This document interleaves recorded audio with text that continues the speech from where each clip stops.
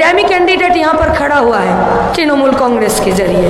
कालीघाट और डान्ना दिले सांसो नहीं नाओ कुंतल के मने आछे माয়ের যেমন সৌদা খাতাতে লেখা থাকে মাসে 25 কিলো চাল 20 কিলো আটা 3 কিলো তেল, ওরকমও বেটা খাতাতে ডায়েরিতে লিখে রাখতো 5 পাসের চাকরি পেতে গেলে 15 লাখ, 10 পাসের চাকরি পেতে গেলে 20 লাখ, আর 12 পাসের চাকরি পেতে গেলে 25 লাখ। ওর থেকে টাকা নিয়ে ডবল ফ্ল্যাটের একটা গোটা ফ্লোর কিনে রেখেছে এই দামি ক্যান্ডিডেট। তাই আপনাদেরকে বলতে এসেছি, যাদবপুর কখনো পশ্চিমবঙ্গের মানুষকে ফেরাতে পারে না। মিতালি সঙ্গের মাঠ এই গোটা পশ্চিমবঙ্গের মানুষকে ফেরাতে পারে না। ভবিষ্যৎটা আমাদের। হ্যাঁ, আমরা বলছি এখানে বিজেপির ডাল গলবে না, এই কেন্দ্রে গলবে না ডাল। সব তৃণমূলের ভাগাড়ের মালগুলো আজকে বিজেপির নেতা হয়েছে। শুভেন্দু অধিকারী প্রাক্তন তৃণমূল, এ পারবে না। যতদিন স্পিকার বিমান বন্দ্যোপাধ্যায়, ওদিকে মমতা ব্যানার্জি আর এদিকে শুভেন্দু অধিকারী থাকবে, এই বিধানসভার ভেতরে গোটা পশ্চিমবঙ্গের সরকারি টাকা লুট বন্ধ হবে না। তাই 24-এ সৃজনকে জিতিয়ে দিন, 26-এ বিমান, অভিষেক, মমতা সমেতে গোটা সরকারটাকে তল্পা বেঁধে পশ্চিমবঙ্গ থেকে বার করে দেওয়ার দায়িত্ব পশ্চিমবঙ্গের ছাত্র যুবরা নেবে। কথা দিচ্ছি আপনাদের, লড়তে হবে। তো বলছে আমাকে তো ছেড়েই দে, আমার বডিগার্ডও 100 কোটি টাকা কামিয়ে নিয়েছে গরু বিক্রি করে, চুরি করে। জ্যোতিপ্রিয় বলছে তোকে তো গরু বিক্রি করতে হলো, আমি তো চাল চুরি করে গোটা পরিবার নিয়ে জেলে আছি। মানিক ভট্টাচার্য বলছে তুই তো শুধু পরিবার, আমি তো বউ বেটা সবকে নিয়ে আছি। পার্থ বলছে তোদের থেকে আমি আরে এক কাটি উপরে, আমি তো বান্ধবীকে নিয়েও চলে এসেছি জেলে। लूट चलছে, लूट। पश्चिम बंगाल का हालत आज वही जगह है। एक ही उल्लू काफी था बर्बाद है गुलिस्ता के लिए। यहाँ तो हर डाल पर उल्लू है, अंजाम गुलिस्ता क्या होगा खुदा जाने। গোটা পশ্চিমবঙ্গে প্রত্যেকটা পাড়াতে স্বাধীনতা সংগ্রামীরা প্রতিদিন জন্ম নিচ্ছে তৃণমূলের আতুর ঘর থেকে। নাম শাহজাহান, নাম জাহাঙ্গীর, নাম সেলিম, নাম আরাবুল, নাম কাইজার। এই সব স্বাধীনতা সংগ্রামীরা, তার উপরে আছে বিমান, তার উপরে আছে অভিষেক, তার উপরে আছে মমতা ব্যানার্জি। এই সব কটা স্বাধীনতা সংগ্রামীকে তড়ি পার করে দিতে হবে পশ্চিমবঙ্গ থেকে, তার দায়িত্ব নিতে হবে আপনাদেরকে। লড়তে হবে। যতটা লড়াই তৃণমূলের বিরুদ্ধে ততটা লড়াই বিজেপির বিরুদ্ধে। বিরাট বেলুন ফুলিয়েছিল মোদি, ইসবার 400 পার। 200 লাইনটা টপকাতে পারবে না, ওইদিকে জিততে পারবে। গোটা দক্ষিণ ভারত ওর মুখের উপরে দরজা বন্ধ করে দিয়েছে আর মুখে ঝামা ঘষে দিয়েছে। যে উত্তর ভারতের রাজ্যগুলোকে নিয়ে প্রতিদিন বুলডোজার চালিয়ে দিয়ে এরা প্রত্যেকটা দিন ভোটে জেতার স্বপ্ন দেখেছে, সেই সব কটা উত্তরের রাজ্যগুলোতে আজকে প্রত্যেকটা দিন মোদির ভান্ডা ফুটে যাচ্ছে, পাচ্ছে না। इसीलिए तो ये 7वां चरण का वोट से पहले, ये 6ठा चरण का वोट से पहले ये मोदी बोलता है कि देखो जोगी को देखकर सीखो कैसे बुलडोजर चलवाया जाता है। ये तो যাদবপুর লোকসভা কেন্দ্র। এখানে যতজনকে দেখছি চিনতে পারছি, শিক্ষায় জ্ঞানে মান্যে চেতনায় আপনারা অনেক উপরে। কি চাইছেন আপনারা? এদেশের জাতীয় প্রতীক কি হবে? অশোক স্তম্ভ নাকি বুলডোজার? কি হবে? সংবিধান নাকি গায়ের জোরে এখন একতন্ত্র? কোন বুলডোজার চালাতে চাইছে? 278টা দিন পার্লামেন্ট বসেছে। ভারতবর্ষের ইতিহাসে এত কম পার্লামেন্টের অধিবেশন কোনোদিন বসেনি। 6 মিনিটে 18টা বিল পাস করেছে। আইপিসি সিআরপিসি কে চেঞ্জ করে দিয়েছে। কি সব উল্টোপাল্টা নাম দিয়ে এক গাদা আইন তৈরি করেছে, যেখানে অটোওয়ালা টোটোওয়ালা অনিচ্ছাকৃত যদি কোনোদিন অ্যাক্সিডেন্ট করে যায় তাহলে তার 10 বছরের জেল আর লাখ টাকা তাদের জরিমানা হবে। দায়িত্ব নেবে এদের? কি চলছে পার্লামেন্টে? कौन सा बुलडोजर चलाना चाहते हैं? ह्यूमन वैल्यूज, আমাদের মানবিক মূল্যবোধ সব নষ্ট হয়ে যাবে। মণিপুরের মতন জায়গায় আমাদের মাদেরকে উলঙ্গ করে হাঁটানো হবে।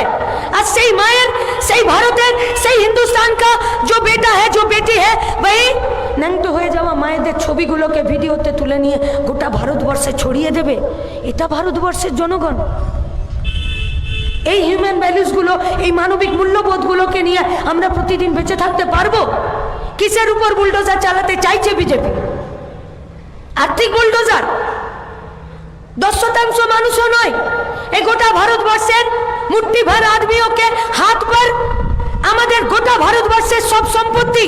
আর 90% মানুষ তারা প্রতিদিন অসংগঠিত ক্ষেত্রে কাজ করবে।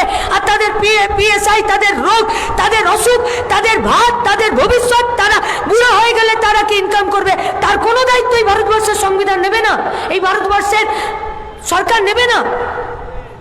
ये कौन सा बुलडोजर चलाना चाहते हैं बोलो? कौन? আমাদের সিলেবাস পাল্টে যাবে, আমাদের লেখাপড়া পাল্টে যাবে। কাজী নজরুলকে আমরা মুসলিম কবি বলে চিনবো আর রবীন্দ্রনাথকে আমরা হিন্দু কবি বলে চিনবো? क्या कर रहे हैं? हर दिन झूठ, हर दिन। প্রত্যেকটা দিন এই ভারতবর্ষের মাটিতে পরিবহন শ্রমিক যারা আছে, যারা ছোটখাটো উদ্যোগে দোকানে হাটে কাজ করে, তাদের জীবনটাকে একদম রুইন করে দিল, রোলার চালিয়ে দিল তাদের জীবনে। কি খাবে, কোথায় যাবে, কোনো ঠিক নেই।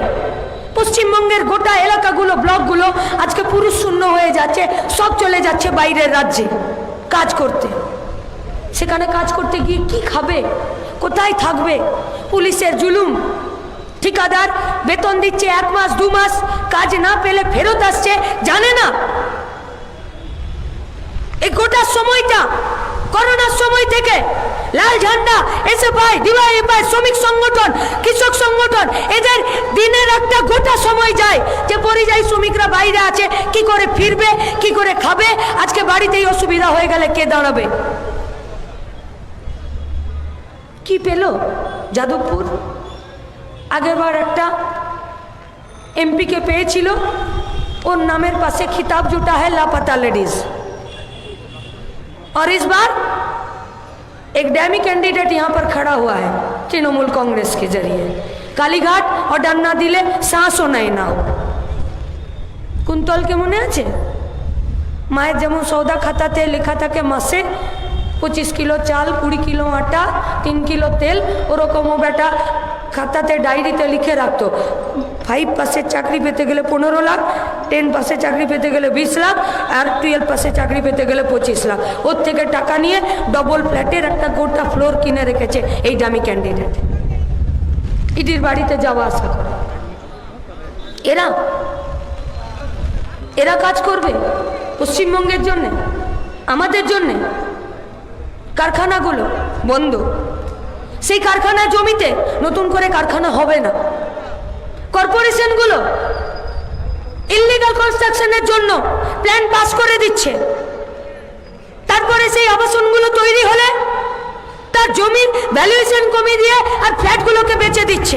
সিন্ডিকেট রাজ তৈরি হয়েছে। কতদিন চলবে? কে দাঁড়াবে?